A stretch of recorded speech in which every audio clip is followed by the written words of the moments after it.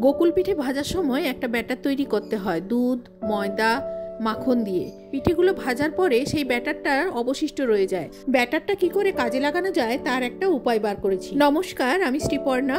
অমৃতকুম্ভ চ্যানেলে আপনাদের সবাইকে স্বাগত জানিয়ে আজকের রেসিপি শুরু করছি।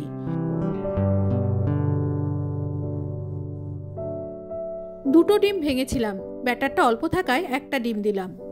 মিশ্রণে খানিকটা নুন দিয়ে দিলাম। নুনটা ভালো করে এর মধ্যে গুলে নিচ্ছি। যারা এখনও আমার গোকুল পিঠের রেসিপিটা দেখেননি তারা ডেসক্রিপশন বক্সে এই রেসিপির লিঙ্ক পেয়ে যাবেন। এবারে এর মধ্যে 1 কাপ মতো ময়দা দিয়ে দিলাম।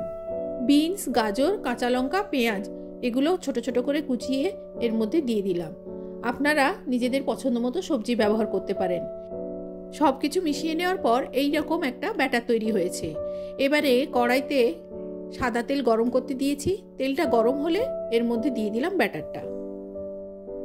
পুরো ব্যাটারটা কড়াইতে দিয়ে ঢাকা দিয়ে দিলাম।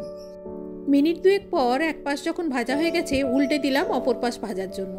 খুন্তি দিয়ে একটু ভালো করে চেপে নিয়ে ঢাকা দিয়ে দিচ্ছি আবার মিনিট 2 জন্য। ঢাকা খুলে পাশ দিয়ে একটু তেল দিয়ে দিচ্ছি। তেলটা যদি প্রয়োজন হয় তবেই দেবেন। আবারও ঢাকা দিয়ে মিনিট খানেক রান্না করে নিলাম।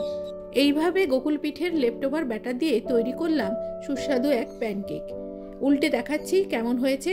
আজ এই পর্যন্ত, দেখা হবে আবার অন্য কোনো রেসিপিতে। ততদিন সবাই ভালো থাকবেন। ধন্যবাদ।